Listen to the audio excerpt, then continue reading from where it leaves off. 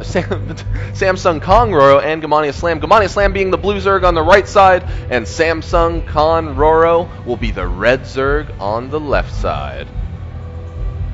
Now, obviously, no real particular tactical advantage to either of the spawns positions. Obviously, this map is pretty much perfectly mirrored. Yeah, I don't know how you actually do that as a map maker. Can you actually? I say actually too much. Sorry about that. But can you draw a mirror in the middle of the map? I and don't then think mirror so. it? Because the way that the cells work, right, is that they're actually different. You're actually like using different terrain to make things go the opposite direction.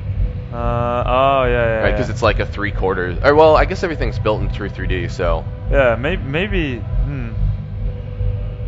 Maybe it could do it. I wonder if you could just, draw a line. Well, obviously, this pattern is not symmetrical. Well, but what's interesting though, yeah, is that even looking at the way that the map is built, like where is the center line, right? It would almost have to be this weird diagonal. It would be like this earthquake type of tear line, two tectonic plates. Not quite. It's not quite a straight line, but anyway, it's almost a symmetric map, so there's no advantage to speak of whatsoever for any position. But take a look at the build orders. It's the very same thing they did in Game 1 and in Game 1 the regame.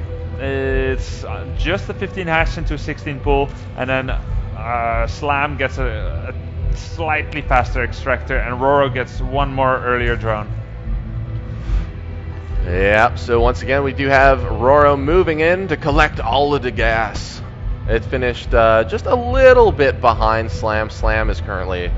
I don't know. He's always how like long does it take 24 gas ahead, which is if you take a look, like the 7 income is seconds or 112, 24, probably like 7 to 10 seconds, something like that. Anyway, they're both going double queens now. RorO will be once again, you see, one drone ahead. He started the second drone a little bit sooner than Slam, but we really can't know exactly what's going to happen until they make the decision to go for a baneling nest or not. Right, and whether or not that baneling nest is going to be defensive or offensive, right? Yeah. Do you end up building the spine crawler with it? Does your baneling nest get placed in front of your base to be used as Sim City?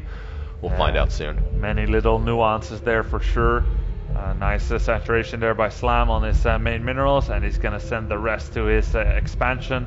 And no doubt it will be just the same for RorO. He actually has 2 drones less than that, and he will have a more even spread. But while you do that drone transfer, you have a little bit less money. So ideally, you would like to have like 8 here and 8 here if you had 16 probes on your minerals, because it has been shown by the math heads, that the income is better when the drones are evenly distributed. But while you're sending your drones to your expansion, you lose some mining time, right? So do you want the most in the end? Oh, I wonder how long it takes to catch up. Like, there's got to be a measure for that. It's quite complicated, because if it was just that, like you have 16 drones, go, and you never make more, then it would be the best. Just send them immediately to the natural, and you would eventually have the most resources.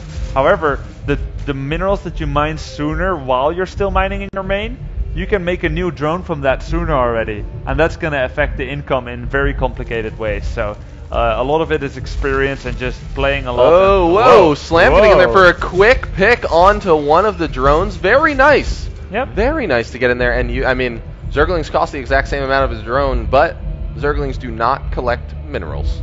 Yeah, that's true. Of course, Zerglings cost 2 Zerglings cost the same as 1 drone, and that's how he traded.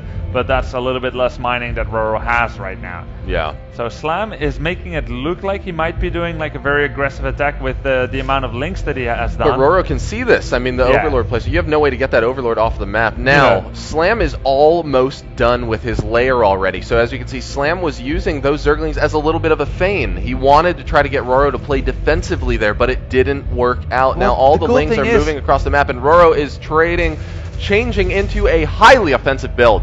The cool thing is that Slam forced RorO to morph in banelings, which costs gas, and he didn't actually intend to pull through with that. Oh no, he needs to get the banelings out of... Whoa! Whoa, he is still chasing with the 2 banelings, and instead of turning around and killing those 5 additional drones out at the natural, he only gets 3 workers killed. That is super lucky for Slam. Wow, I'm a bit flabbergasted by that, to be honest, Rob. Has he gone for the Spire? Do we see Slam? Yeah, okay. So Spire's about halfway done right now, and Slam is just following up with some drones behind that. So a really fortunate situation for Slam there. That actually worked out beautifully for him. Yeah, it was a bit risky for him when those banelings seemed to get in very easily. That's 3 links for a baneling. He needs to keep these Zerglings alive because you just want RorO distracted. Yeah. Okay, yeah, there he is. True. He's doing a bit of a shift move there, taking him back to his base. Now, I really liked Slam came very early with a bunch of links. Just want to talk about that again. Forced RorO into defensive banelings, and then that means that there will be slower tech for RorO, and that he used 2 of his banelings there. Could have gotten away with 1 for might have sure. been 3 or something just to kill off about 5-6 links or so. Now we have to mention here the Spire got spotted, so RorO doesn't know about that. The drone count just 3 ahead for RorO, and the first 7 Mutalisks are coming out. This hatchery will definitely be cancelled, I think. There will be a Spore Crawler being built quite close to it, but Mutalisks can always find some angle. If it's not from the top, it'll be from the bottom. Really, depending on where the other 2 additional spores are, I think that it's better for Slam to just go ahead and go past and try to kill as many drones as possible. Possibly. Because it's so much easier for you to remake the hatchery, like, because you're able to save a lot more of your minerals, and he doesn't want to waste a lot of the Mutalisk time attacking that hatchery. You know what, you might be right. I'm not 100% sure how it works out. Usually you do see them being used to kill off or cancel the third, because it's quite important for gas, but maybe you are right, and that's exactly what Slam is doing, as it seems. Gonna be going for the drones first. Maybe he feels like he can go for the drones first and then for the hatchery. Yeah, because there's only the single spore out there, but this may have bought just too much time. RorO is going to be far too prepared. Den. Oh, yes, and having the den out in play is going to mean that RorO is now only vulnerable, really, over at that third. Oh! He's able to kill off the extractor, so a nice little pick there. And now that hatchery is pretty well exposed. Oh no, this buys him enough time to get all the queens and the infestors over. And the Mutalisks are moving in to get that guaranteed damage onto the drones. Not a single Mutalisk goes down quite yet. Oh, is he going to catch those Mutalisks with the fungal growth? Oh, wow. 5 of them. 5 of them taken, yeah, oh wow. Now all 7 are being baited back into those queens. Another fungal lands down. He does have the infested Terrans in play, and 2 of the Mutalisks are removed from the map. Total of 3 Mutalisks died, 2 back there and 1 before that. So the Mutalisks are not giving the leverage that Slam wanted. He is 4 drones ahead, but that's not really worth the investment that he has done with the Mutas. By not really going for the drones and neither going for the third quick enough, it gave RorO the time that he needed to get those infestors out, which are the natural enemy of clumped Mutalisks. So RorO once again looking to be in a very solid lead. He has 7 infestors, and Slam doesn't have any. Huh.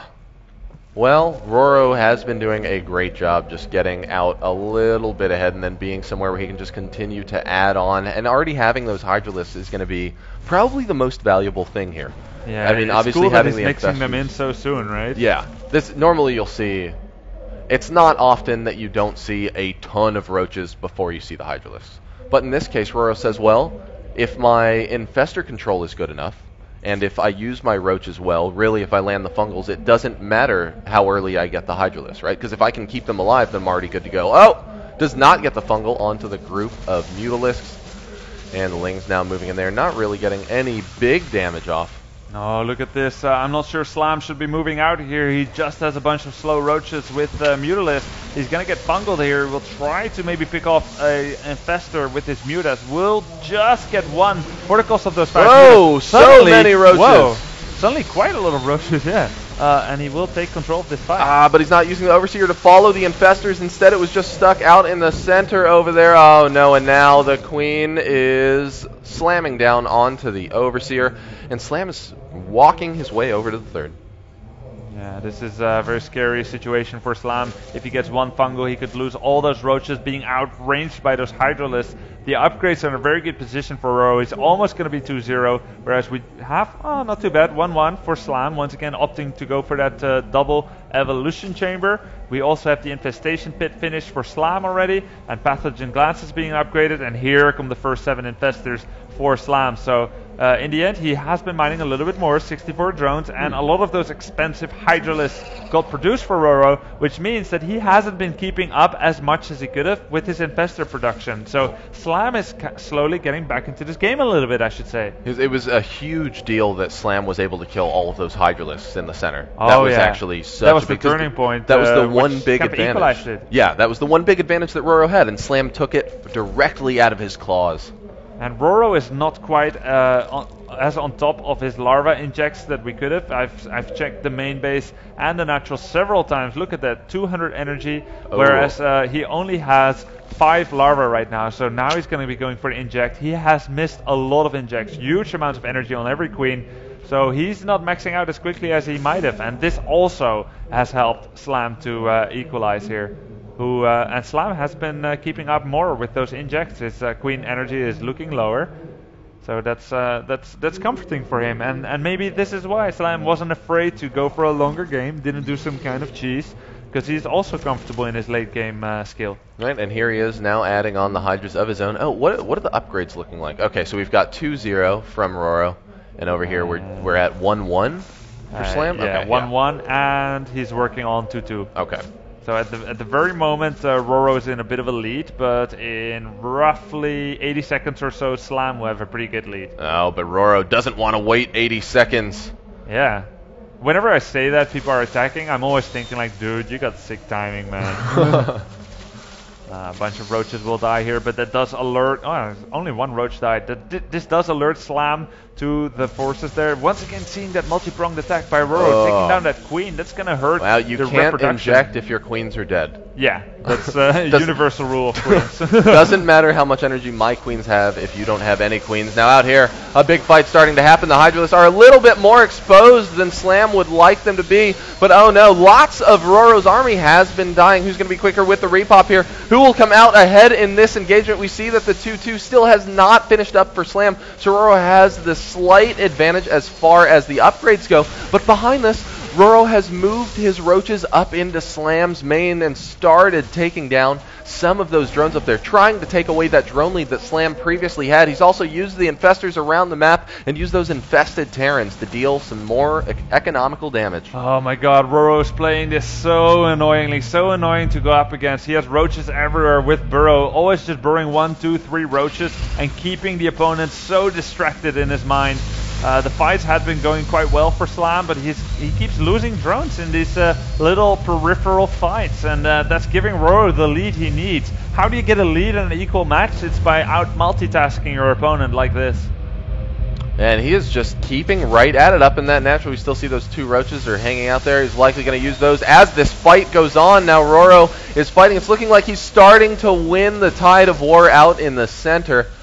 Slam does now have his 2-2, so he has that slight upgrade advantage. Has the 1 extra defensive armor there. Oh wait, did the armor actually finish? Okay, okay, cool. You're quite right. It's 2-2 against 2-1, and that's a small lead. It's not that huge. I would say that killing your opponent's drones is a huger lead, and the queens. And the queens, man, yeah, those just add up. The drone count though right now is currently exactly equal. Not bad. So he's taken away the 1 advantage that Slam had. Yeah, but if we look at the queen counts, what do we actually have? 4 queens against 0. Well, 0 queens for Slam. Yeah, and he doesn't even have an extra hatchery anymore because RorO has taken the lower right base. Yeah, RorO is taking the low right, and also Slam doesn't know about that at all. He doesn't even have vision at any point in the game of that whatsoever. RorO's vision has been so good. Actually, can we compare those? Yeah, look at how much he can see. He has a lot more creep spread too. I mean, obviously both players will benefit in the same way from creep tumors in terms of creep, but only the person whose creep tumors they belong to gets the vision.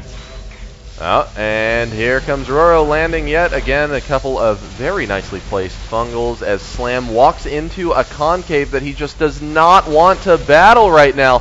Slam has lost so much of his forces and RorO is just re-popping and moving out as he expands behind. He is moving in for the final blow onto Slam's army. Slam clinging on to dear life, but he just can't. RorO takes the series.